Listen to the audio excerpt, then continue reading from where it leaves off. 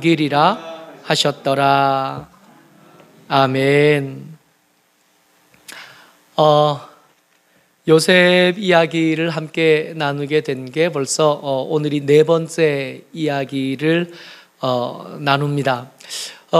야곱이 요셉이 살아있다 하는 소식을 들었습니다. 죽은 줄을 알고 살았던 세월이 20년이 넘어요. 20년 넘게 죽은 아들을 가슴에 묻었던 야곱이 애굽에 다녀온 형제들에게서 요셉이 살아있을 뿐만 아니라 애굽에서 총리가 되어 있다는 얘기를 듣습니다. 한번 생각해 보자고요.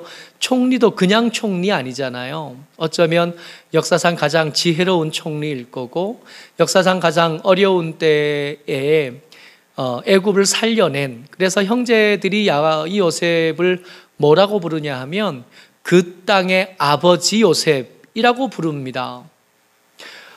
그저 그냥 좀 힘있고 좀 똑똑하고 좀 능력 있는 정도가 아니라 온 애굽 사람들에게 아버지라고 불리는 요셉이 20년 전에 죽었다고 생각했던 내 아들이라는 것을 알게 된 거예요.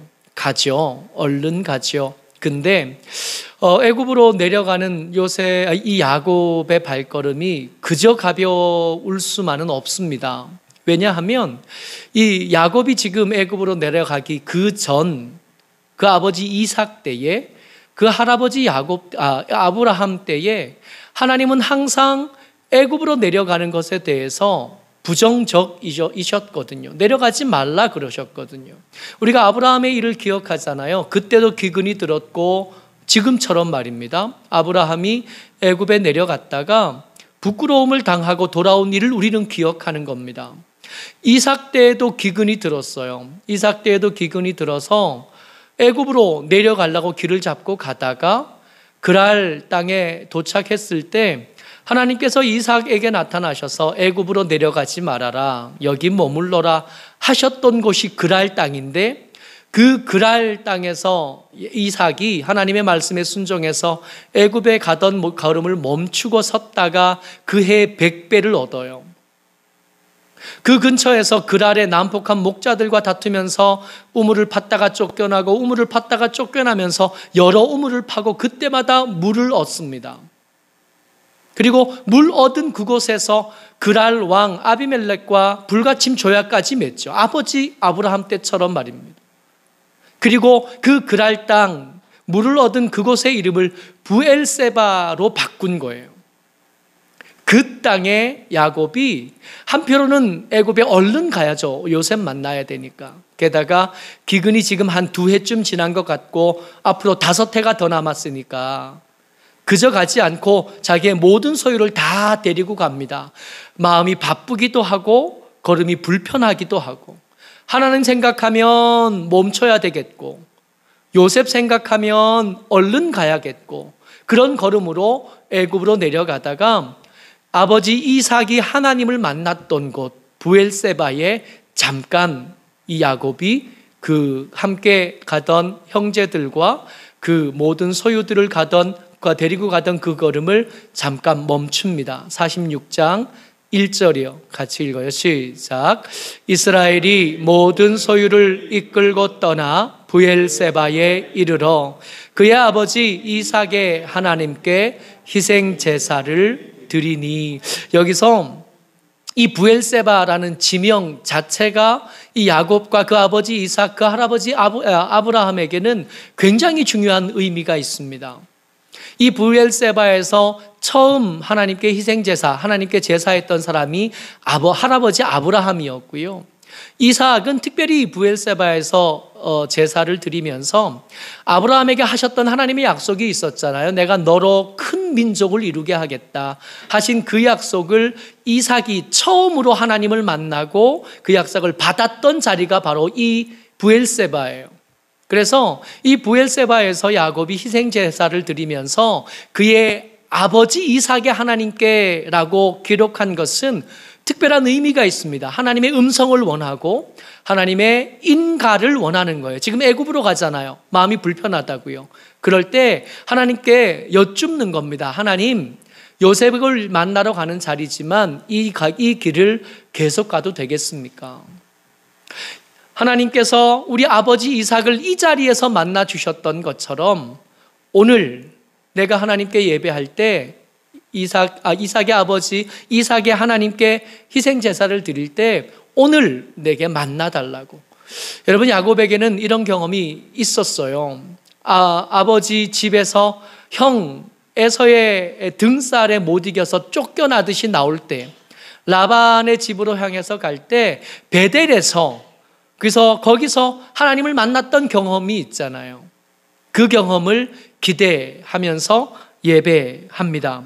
그럴 때 그날 밤에 하나님께서 야곱에게 찾아오셔서 이상 중에 말씀해 주세요. 그래서 이 46장 3절 1절부터 오늘 읽었던 4절 사이에 있는 이 말씀은 야곱의 인생에 있어서 굉장히 중요한 말씀이 됩니다. 어쩌면 우리가 살아가고 있는 삶 가운데서 이대로 계속 해도 되겠는지, 우리가 지금 살아가고 있는 삶을 계속 살아도 되겠는지, 우리가 지금 잘 가고 있는지 확인하고 싶은 여러분들과 제게도 이 말씀은 정말 중요하고 의미가 있을 겁니다. 46장 3절 말씀 같이 읽습니다. 시작. 하나님이 이르시되 나는 하나님이라 내 아버지의 하나님이니 애굽으로 내려가기를 두려워하지 말라. 내가 거기서 너로 큰 민족을 이루게 하리라. 아멘. 하나님께서 이 야곱에게 오셔서 브엘세바에서 말씀하시는데 뭐라고 말씀하시냐면 나는 네 아버지의 하나님 맞아. 야곱이 애초에 예배를 드리면서 희생제사를 드리면서 기도했던 게 아버지의 하나님을 만나기를 원했고, 그렇게 찾아오신 하나님께서 당신 스스로를 소개하실 때 나는 네 아버지의 하나님이 맞아 라고 확인해 주신 다음에 그에게 말씀을 주시는데, 이 말씀이 사실은 창세기 가운데 가장 우리가 중요하게 여겨야 될 여러 가지 말씀들 중에 하나입니다. 연장선에 있어요. 이 말씀의 처음이 어디였냐면 아브라함이었고, 아브라함에게서 이삭으로, 이삭에게서 지금 야곱에게로 이어지는 장면입니다. 애굽으로 내려가기를 두려워하지 말라. 이삭에게 애굽으로 가지 말라 하셨던, 아브라함이 가서 부끄러움을 당하고 수치스럽게 쫓겨오듯이 돌아왔던 그런 애굽이 아니라 하나님께서 함께 가시는 애굽을 누리게 된 거예요. 거기서 하나님이 뭐라고 말씀하시냐면 내가 거기서 너로 큰 민족을 이루게 하리라 말씀하신 겁니다. 이 큰 민족 누구에게 제일 먼저 말씀하셨다고요? 아브라함에게 먼저. 그러다가 이 브엘세바에서 그해 100배나 얻은 이삭에게 찾아오셔서 다시 한번 말씀해 주신 게 내가 너로 내 자손을 크게 번성하게 하리라. 이사야 26장 24절의 말씀에서 다시 한번 확인해 주셨던 말씀을 이제 세 번째 가족의 리더인 야곱에게 다시 한번 확인해 주신 겁니다.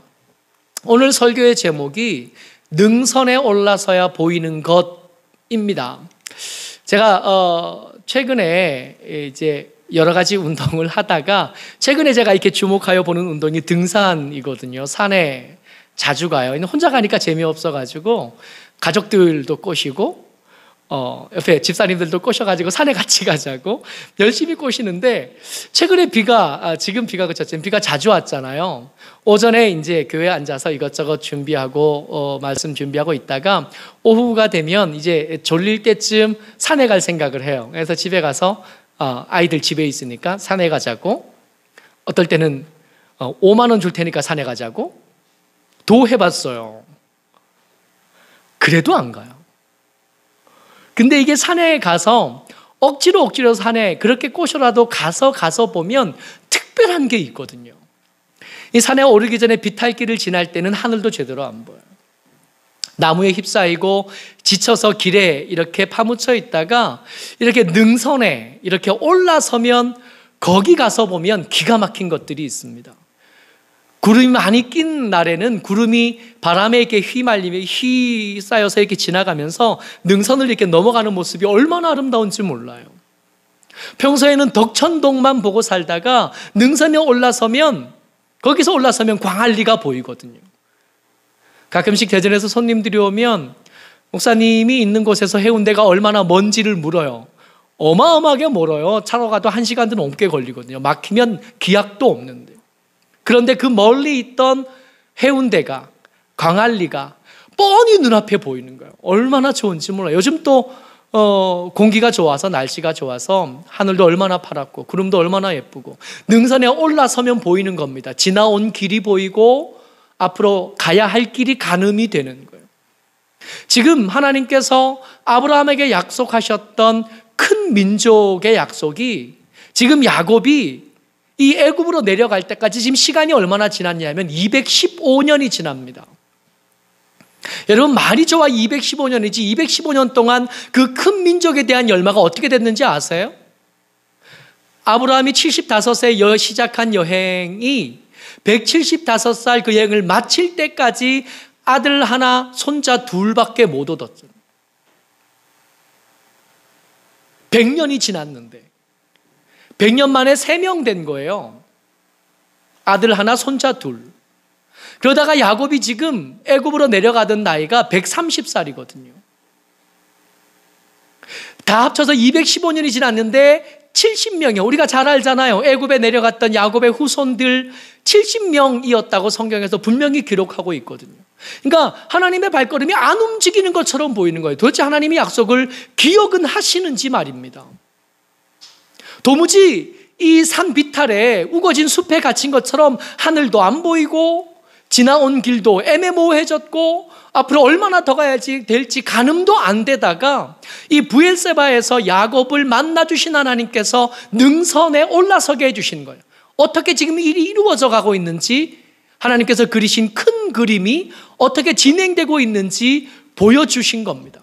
사실은 이 큰 그림의 시작은 아브라함 때부터 시작된 거예요. 이 아브라함에게 하나님께서 오셔서 말씀하십니다.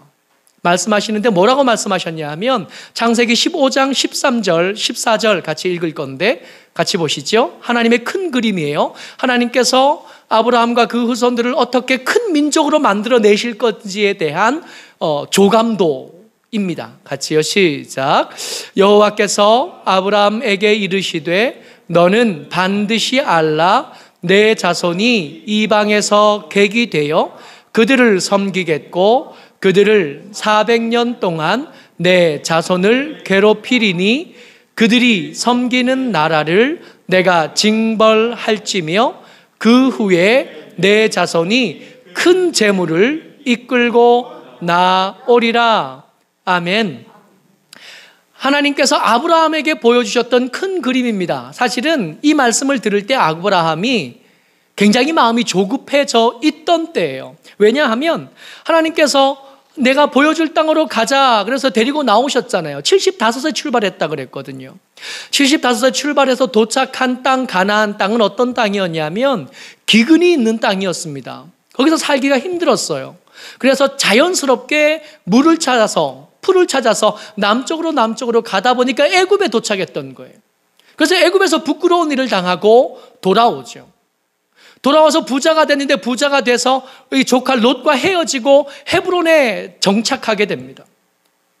헤브론에 정착했다가 이 롯이 전쟁통에 포로가 됐다는 소식을 듣고 전쟁에서 그들을 빼앗아 포로가 된 롯을 구해오기도 해요. 그러면 뭐해요? 애가 없는데. 이 아브라함이 큰 땅 바라고 왔을 것 같아요. 이 아브라함이 하나님의 말씀을 듣고 여행을 출발했을 때 들었던 귀에 콱 꼽혔던, 마음에 꼽혔던 말씀은 내가 너로 큰 민족을 이루게 하겠다. 그 말씀 붙잡고 왔을 텐데 아들이 없으니까. 자기 동생들 전부 다 아들, 딸 낳고 잘 사는데 제일 큰 형인 아브라함만 아들이 없으니까. 그러니까 이 아브라함이 그 민족, 큰 민족 얘기를 듣고 따라왔는데 시간이 한참 지났는데도 아들이 없어요. 그래서 아브라함은 생각합니다. 내 후손은, 내 상속자는 다메섹에서 얻은 종 엘리에셀이다. 마음을 굳히고 있던 때 그렇게 섭섭하고 그렇게 마음이 조급해져 있는 아브라함에게 하나님께서 찾아와 주셔서 말씀하신 이 말씀을 듣고 이 하나님의 큰 그림을 듣고 아브라함은 그때부터는 좀 마음이 편안해져요. 그때부터는 아브라함이 더 나이가 많아질 때도 조급해지지 않습니다. 하나님께서 반드시 기억하라고 했던 것들 몇 가지가 있는데 이 큰 그림이 좀 3가지 정도로 요약할 수 있어요. 하나님의 큰 그림 첫 번째가 뭐였냐면 이방에서 객이 될 거다. 그죠? 너는 반드시 알라. 내 자손들이 이방에서 객이 될 거다 그랬잖아요. 손님으로 이방으로 가게 될 텐데 손님으로 갔다가 400년 동안 거기서 이방을 섬기게 될 거고 그 이방인들은 내 후손을 괴롭히게 될 거다. 처음에는 손님이었다가 나중에는 뭐가 돼요? 종이나 노예처럼 될 거예요. 그랬다가 시간이 차면 하나님께서 그 나라를 징계하시고 그 백성들을 이끌어내실 텐데 빈손으로 나오지 않고 큰 재물을 이끌고 나오게 될 거다. 하나님께서 아브라함과 나누셨던 큰 그림, 큰 민족을 이루기 위한 하나님께서 아브라함에게 보여주신 큰 그림 3가지가 있는데 그 중에 첫 번째가 이방에서 객이 될 거고 두 번째가 400년 동안 이방을 섬기게 될 거고 세 번째가 큰 재물을 이끌고 때가 되면 400년이 지나면 나오게 될 거다 하신 말씀을 이것을 넌 반드시 기억하고 있어야 돼 하면서 아브라함에게 해주셨던 말씀이에요. 근데 이 말씀이 이삭에게 물려지고 야곱에게 물려졌을 이 말씀이 이 브엘세바에서 하나님을 만난 이 야곱에게 확인되어지는데 뭐가 확인되어지냐면 이 이방이 어딘지 알 수 없던 이방이 애굽이라는 게 확인되어졌습니다. 그죠? 잘 오고 계시죠? 하나님께서 요셉을 만나러 애굽으로 가는 야곱에게 거기서 내가 큰 민족을 이루게 하겠다 그랬잖아요. 그러니까 그 이방이 다른 어떤 나라들이 아니라 애굽인 게 확인됐다고요. 그러니까 지금 야곱이 이 하나님의 큰 그림 중에 야곱이 애굽으로 내려가는 이 길은 첫 번째 그림.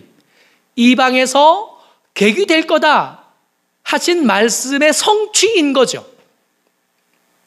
뭔가 잘못되고 있는 게 아니라 뭔가 어그러진 게 아니라 하나님의 계획이 멈춰 있는 것처럼 보이던 그동안 비탈길을 오르다가 길을 잘 모르겠고 얼마나 왔는지도 모르겠고 얼마나 더 가야 되는지도 모르겠다가 이 브엘세바 능선에 올라서고 나니까 하나님의 큰 그림 중에 첫 번째 단계가 이루어지고 있다는 걸 야곱이 알겠는 거예요. 그러면서 20년 전부터 있어 왔던 자기 집안에 있었던 그 비극들, 요셉이 경험했던 어려움들이 어떤 의미가 있는지를 가늠되기 시작합니다. 우리가 오늘 4주째 요셉 이야기를 나누는데 그 요셉 이야기 첫 번째가 뭐였냐 하면 하나님의 목 찾아내기, 보물찾기였어요. 기억나세요? 그때 등장했던 이 야곱의 가정은 모범적인 가정이 아니잖아요. 편애하는 아버지가 있었고 철없는 요셉이 있었고 분노한 형들이 있었고 여러분 그 일들 가만히 큰 그림 속에서 이 일들을 살펴보니까 애굽으로 가야 되는 거예요. 근데 애굽으로 가야 되는데 마침 하나님께서 그 가족 사이에서 일어나고 있는 그 불편한 것들, 그 부족한 것들, 그 편애와 철없음과 그 분노를 버무리셔서 야곱을 어디로 데리고 가요? 요셉을 어디로 데리고 가셔요? 애굽으로 데려가신 거죠. 아하, 그랬네. 저들의 철없음과 저들의 분노함을 하나님께서 잘 만지셨더니 그 부족함도 하나님의 일을 위해서 쓰임받을 수 있게 되었던 거네. 이 말씀 준비하면서 좀 불편했어요. 그러면 어쩌면 이 야곱의 편애, 요셉의 철없음, 형들의 분노가 하나님의 계획인가? 아니요. 우리가 요나 이야기 나누면서 하나님이 얼마나 창의적이신가, 얼마나 신박한 아이디어로 일을 만들어내실 수 있는가를 우리가 봤잖아요. 만약에 야곱이 좋은 아버지였어도 요셉이 철 있는 막내였어도 그 형들이 분노하지 않고 동생을 사랑하는 형들이었어도 얼마든지 이 가족들 데리고 애굽으로 가실 수 있었을 것 같아요. 어쩌면 더 편안하게, 비극 없이. 근데 그럴 주제가 못 된 거죠. 그래서 부족한 것 가운데 쓰임 받았던 거예요. 모쪼록 저와 여러분들 이 말씀 보면서 여러분들과 제가 좀 빨리 철들었으면 좋겠어요.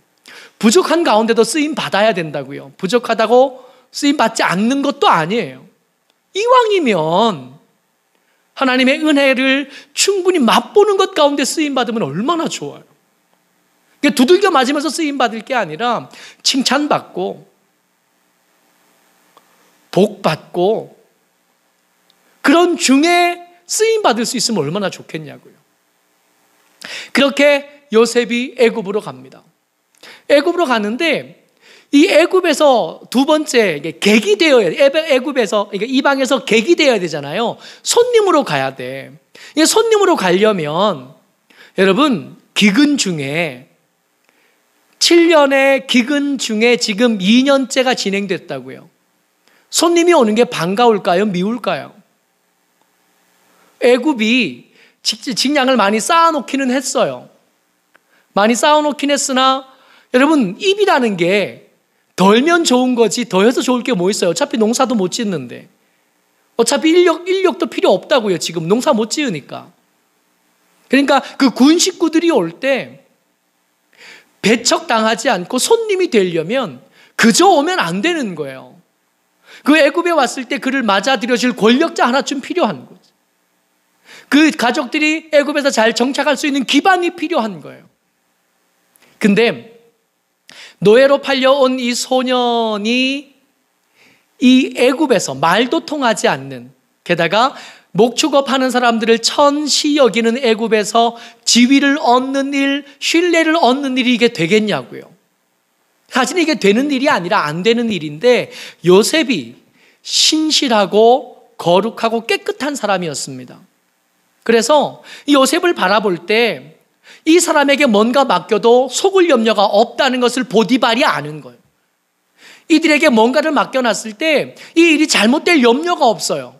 간수장이 그걸 알겠어요. 바라보기만 해도 알겠어요.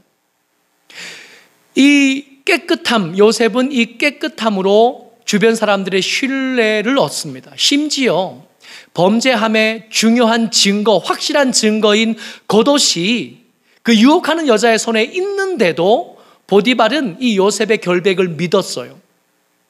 믿어줘서 죽이지 않고 감옥에 가든. 이 요셉은 깨끗함으로 신뢰를 얻었고 또 깨끗하기만 하면 된다고요? 아니 그렇지도 않아요. 요셉은 그 주인의 집을 부유하게 만들 수 있는 능력이 있었습니다. 감옥에 사물을 맡겼을 때 2번 체크해보지 않아도 될 만큼 사물을 잘 볼 수 있는 능력이 있었어요. 죄수들의 꿈을 해석할 수 있는 능력이 있었고요. 황제의 꿈을 해석할 수 있는 능력이 이 요셉에게 있었습니다. 뿐만 아니에요. 여러분 7년의 풍년이 있을 거고 이 풍년보다 더 심각한 7년의 기근이 있을 텐데 이 정보만 가지고 있다고 해서 이 문제를 다 해결할 수 있나요? 그렇지 않아요. 뻔히 알아도 잘 못하는 사람들은 얼마든지, 아니 거의 대부분이 정보가 있어도 그 정보를 제대로 활용하지 못합니다. 요셉이 이 바로의 황제의 꿈을 해석하면서 뭐라 그러냐 하면, 황제시여, 바로시여, 7년 동안의 풍년이 있을 때 그 전국에 있는 모든 곡식들 중에 20%를 세금으로 받으십시오. 각 지역마다 창고를 크게 지으시고 그 창고의 곡식을 저장하십시오.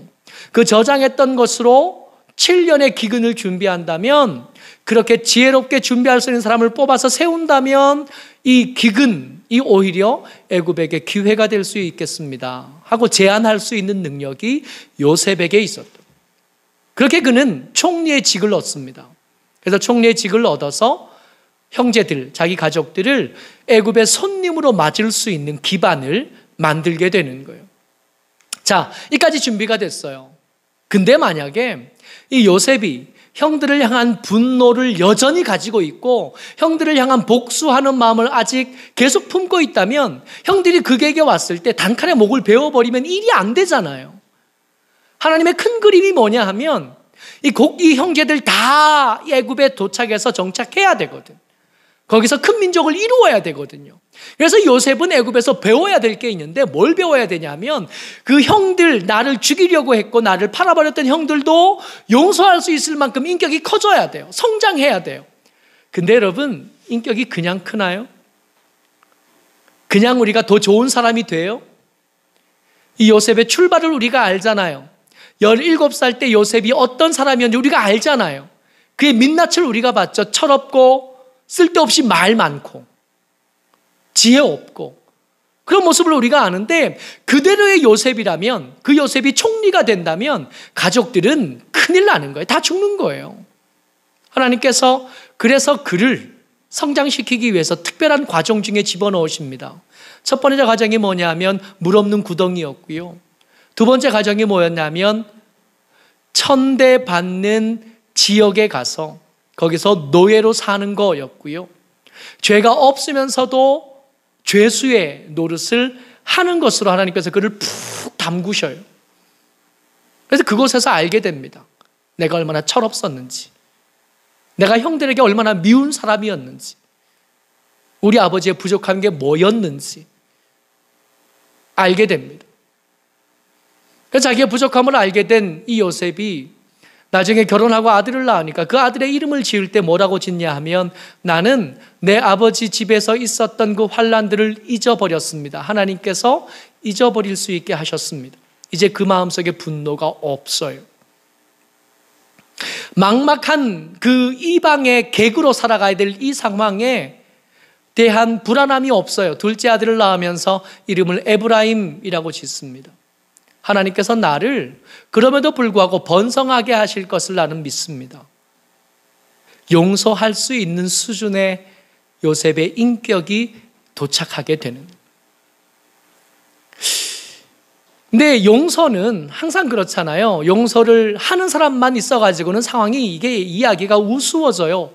그야말로 호구잖아요. 용서 잘하는 사람 얼마나 쉬워요. 등쳐먹기 쉽고. 근데 그 형들이 여전히 분노하는 사람, 여전히 동생을 팔아먹는 사람이면 형들은 요셉은 용서해도 그 주변이 형들을 그냥 두지 않을 가능성이 많아요. 그래서 형들도 고쳐야 돼요. 그래서 형들이 기근 때에 곡식 사러 왔을 때 요셉이 그들을 가르치기 시작하십니다. 사실은 요셉이 그들을 가르치는 게 아니라 하나님께서 그들을 가르치시기 시작해요. 그래서 자기들이 동생 요셉에게, 아버지 형에게 가지고 있던 분노가 얼마나 부끄러웠는지 보게 해요. 형들을 향하여 분노하고 동생을 향하여 분노하고 있던 그 분노가 더 이상 이제 형들과 주변 상황이 아니라 스스로의 부족함을 향하게 하십니다. 그리고 자기의 부족한 것들을 책임져야 될 몫이 있다면 기꺼이 책임지는 자리까지 나아가게 되는 거예요.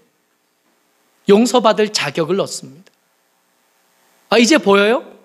이제까지 요셉의 이야기를 보면서 그 말도 안 되는 이야기들, 그 굽어들고 고생하고 억울하고 답답하던 그 상황들 가운데 하나님께서 하셨던 일들 말입니다.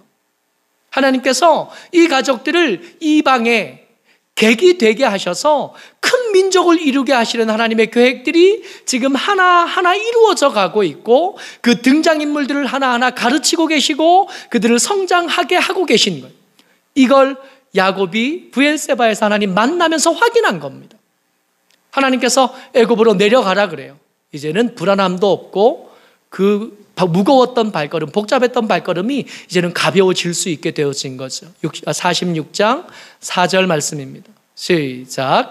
내가 너와 함께 애굽으로 내려가겠고 반드시 너를 인도하여 다시 올라올 것이며 요셉이 그의 손으로 내 눈을 감기리라 하셨더라.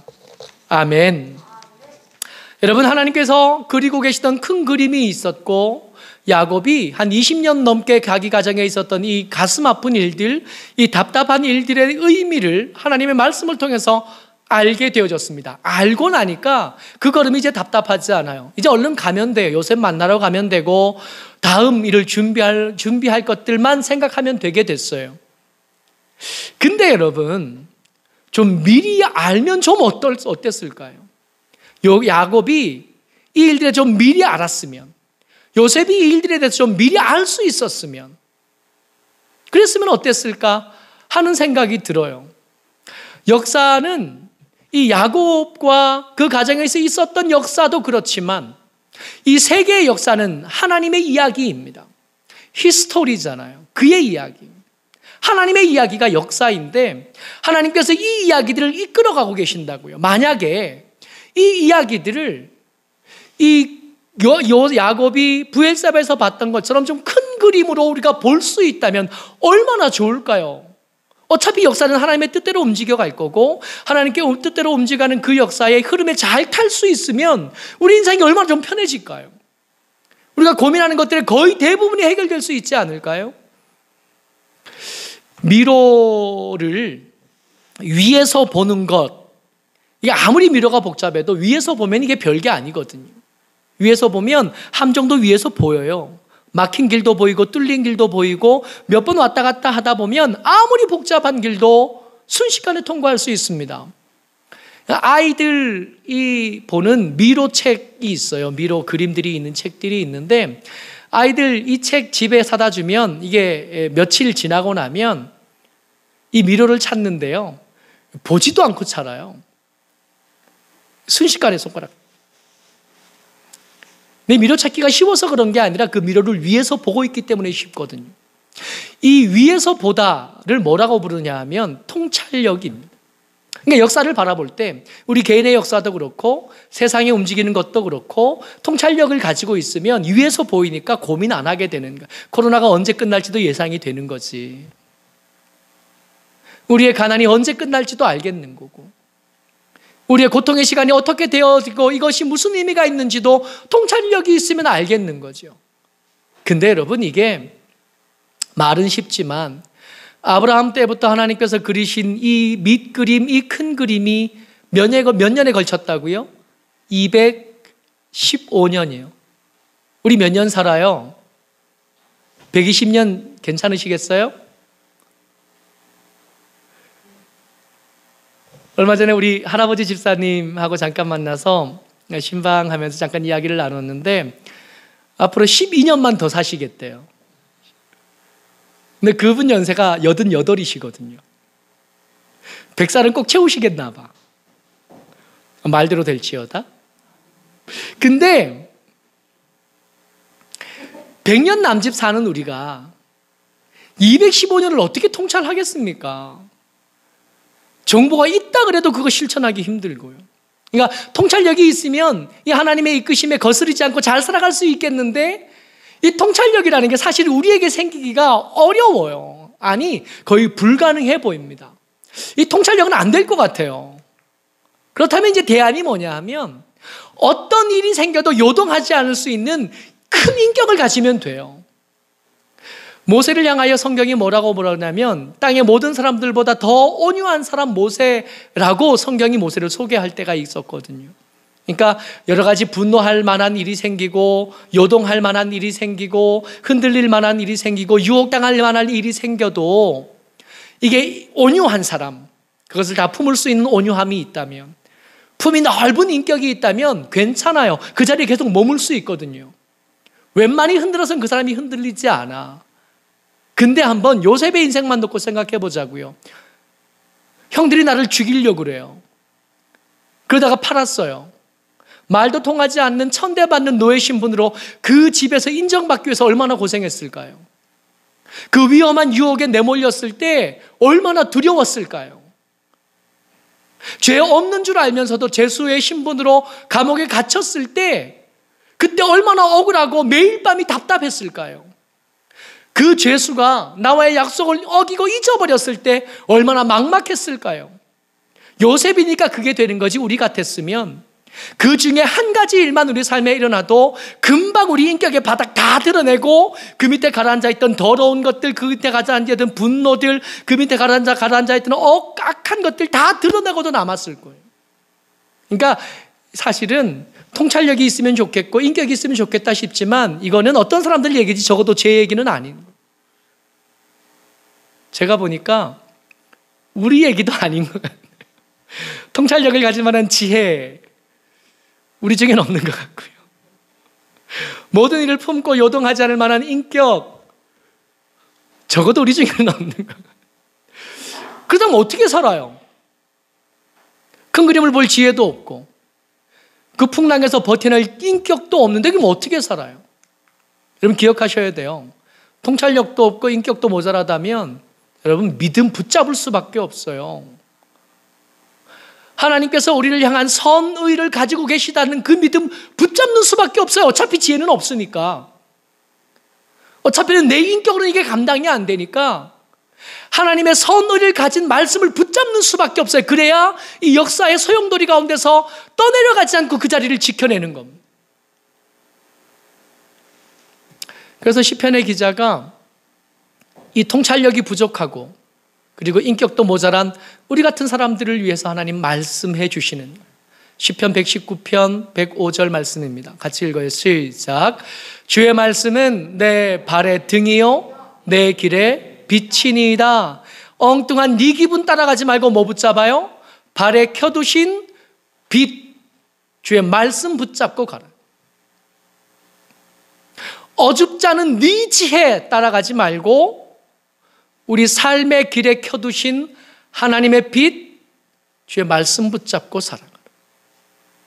우리같이 통찰력 없고 우리같이 지혜 없고 우리같이 부족한 인격을 가진 사람들이 이 역사의 소용돌이에서 살아가는 방법으로 하나님께서 주신 최선의 대안이 하나님의 말씀입니다. 이리저리 요동하지 말고 하나님의 말씀, 우리를 향한 선의를 표현해 주신 그 말씀 붙잡고 살아가라. 그래야 버텨낼 수 있고 그래야 이 요동하는 역사 가운데서 믿음을 지키고 삶을 지켜낼 수 있다는 하나님의 대책이십니다. 우리같이 부족한 사람, 여러분 통찰력 있으면 믿음 없어도 돼요. 그 모든 것을 다 품을 수 있는 인격이 있으면 사실은 믿음 없어도 괜찮아요. 문제는 그게 없으니까 문제. 모쪼록 저와 여러분들이 우리 발의 등이 되신 그리고 우리 삶의 길의 빛이 되신 이 말씀 붙잡고 말씀이 이끄시는 대로 살아서 세상에 요동치는 대로 떠내려가지 않고 흘러가지 않고 우리 믿음의 자리, 삶의 자리를 지켜내는 하나님의 사람들 다 되시기를 주의 이름으로 축복합니다. 아멘. 은혜가 많으신 아버지 하나님